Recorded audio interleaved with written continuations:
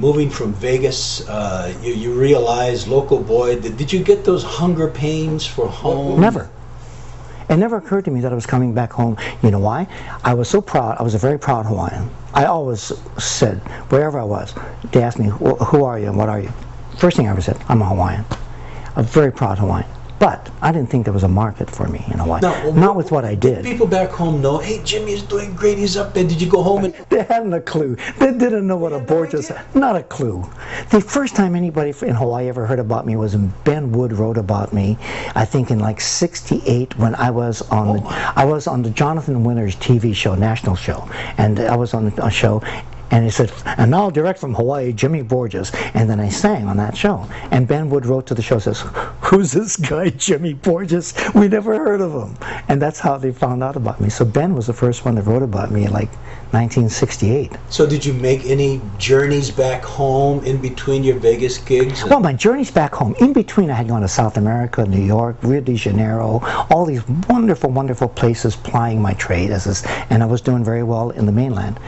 I had an opportunity from a booker that said, you want to work with, first of all, it was George Goebel, and then Sarah Vaughan, and then Mavis Rivers.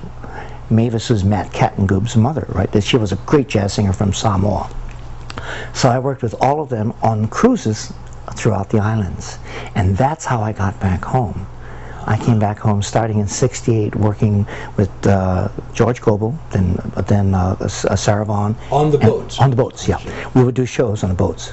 So what, you got off the boat one day and you never got back on? Well, the people came to see me, and the booker, a guy came to see me on the ship and asked me if I would like to stay in Hawaii for a few months and work at the Knight's Palace in Kalihi.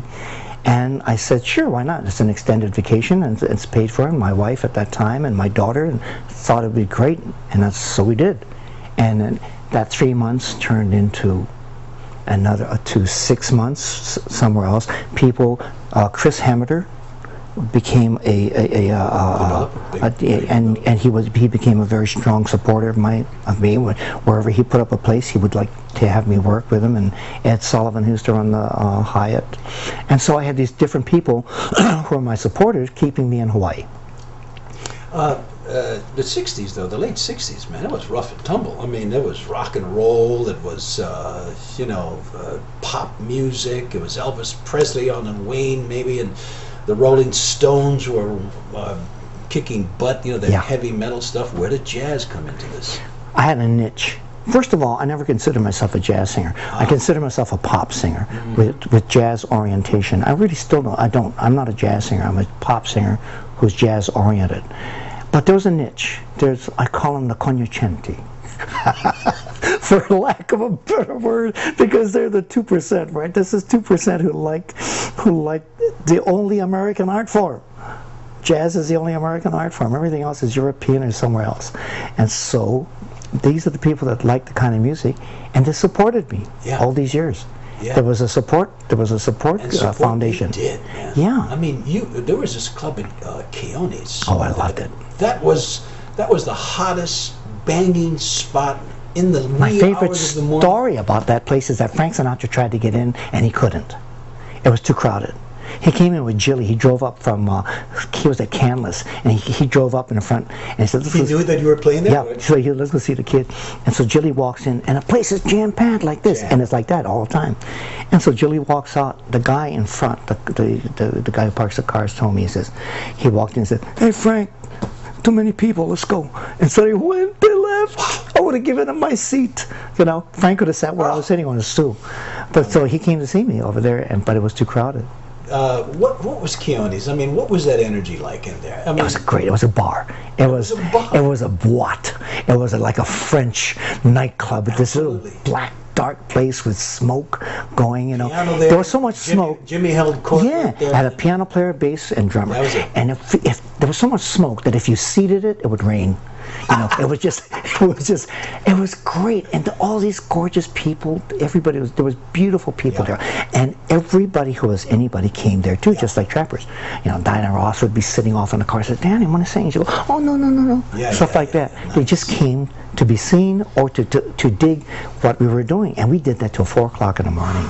that was a. It was really fun. And you know, and the crowd. It was creative. You're absolutely right. The people in there were all very creative and very, upstanding people. There was no rough and tumble fights outside the. No, we didn't have that. No, it was never. We really didn't. And it was in the heart of Waikiki too, which was just extraordinary. Betty Lou Trio. Did you know Betty around those times? When did you? I got her. The first time I heard Betty play, she was working at some other club, and I heard this piano player, and I'm a piano freak. I need to be good. You need a piano player that, as you know, you need all these big, fat, wonderful chords that allow you to sing on top of it. You know, if you play the wrong chords, you're locked into the chord that they play. But Betty played chords that gave me options. I had 20 options of notes to take from because of the way she played. I heard her play and I said, someday I want to work with her. I asked her, but I couldn't offer her enough money the first time I asked her. Eventually, I finally got her to work with me, and for 33 years. Magic. 33 years we've been together. We called each other, she's old fart number 1, I'm old fart number 2.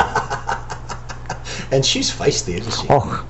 She'll jump in your face. We used to fight. We just got into each other's face. But I love that about her because that's why she was as good as she was. Yeah. She had her own thoughts.